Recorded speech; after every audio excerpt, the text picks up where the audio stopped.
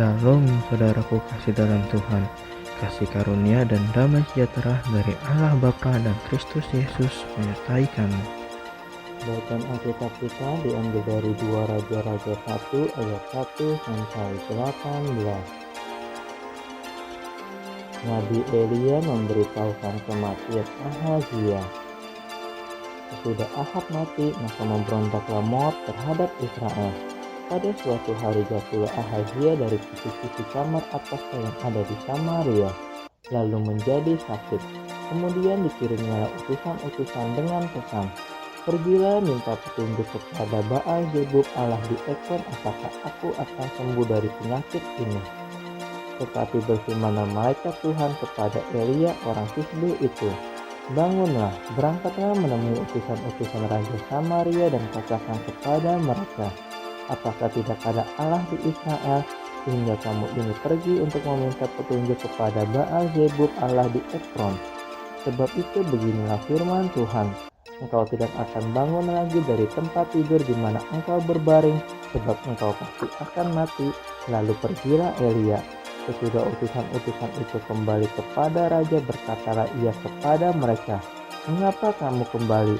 Jawab mereka kepadanya, "Ada seorang datang menemui kami dan berkata kepada kami, 'Pergilah, kembalilah kepada raja yang telah menyuruh kamu dan katakanlah kepadanya, beginilah firman Tuhan, apakah tidak ada Allah di Israel sehingga engkau menyuruh meminta petunjuk kepada Baal Zebub Allah di Ekron? Sebab itu engkau tidak akan bangun lagi dari tempat tidur di mana engkau berbaring, sebab engkau pasti akan mati.' Lalu bertanyalah ia kepada mereka, 'Bagaimanakah rupa orang yang telah datang menemui kamu itu dan yang mengatakan perkataan ini kepadamu?' Jawab mereka kepadanya, 'Seorang yang memakai pakaian bulu dan ikat pinggang kulit terikat pada pinggangnya.' Maka berkatalah ia, 'Itu Elia orang Tisbe.' Sesudah itu disuruhnyalah kepada Elia seorang perwira dengan 50 anak buahnya. Orang itu naik menjumpai Elia sedang duduk di atas puncak bukit. Berkatalah orang itu kepadanya, 'Hai abdi Allah, raja bertitah, turunlah.' Tetapi Elia menjawab katanya kepada perwira itu, 'Kalau benar aku abdi Allah, biarlah turun api dari langit memakan engkau habis dengan 50 anak buahmu.' Maka turunlah api dari langit memakan dia habis dengan 50 anak buahnya. Kemudian raja menyuruh kepadanya seorang perwira yang lain dengan 50 anak buahnya.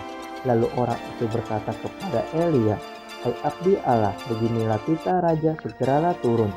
Tetapi Elia menjawab mereka, 'Kalau benar aku abdi Allah, biarlah turun api dari langit memakan engkau habis dengan 50 anak buahmu.' Maka turunlah api Allah dari langit memakan dia habis dengan 50 anak buahnya. Kemudian raja menyuruh pula seorang perwira yang ketiga dengan 50 anak buahnya. Lalu naiklah perwira yang ketiga itu, dan sesudah sampai berlututlah ia di depan Elia serta memohon belas kasihan kepadanya, katanya, 'Ya abdi Allah, biarlah kiranya nyawaku dan nyawa 50 orang hamba-hambamu ini berharga di matamu. Bukankah api tidak turun dari langit memakan habis kedua perwira dahulu dengan 50 anak buah mereka? Tetapi sekarang biarlah nyawaku berharga di matamu.'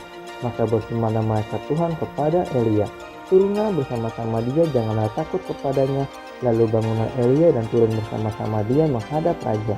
Berkatalah Elia kepada raja, 'Beginilah firman Tuhan, oleh karena engkau telah mengirim utusan-utusan untuk meminta petunjuk kepada Baal Zebub Allah di Ekron, seolah-olah tidak ada Allah di Israel untuk ditanyakan firman-Nya, maka sebab itu engkau tidak akan bangun lagi dari tempat tidur di mana engkau berbaring, sebab engkau pasti akan mati.' Maka matilah raja sesuai dengan firman Tuhan yang dikatakan oleh Elia. Maka Yoram menjadi raja menggantikan dia dalam tahun kedua zaman Yoram bin Yosafat, raja Yehuda, sebab Ahazia tidak mempunyai anak laki-laki. Selebihnya dari riwayat Ahazia apa yang dilakukannya, bukankah semuanya itu tertulis dalam kitab sejarah raja-raja Israel?"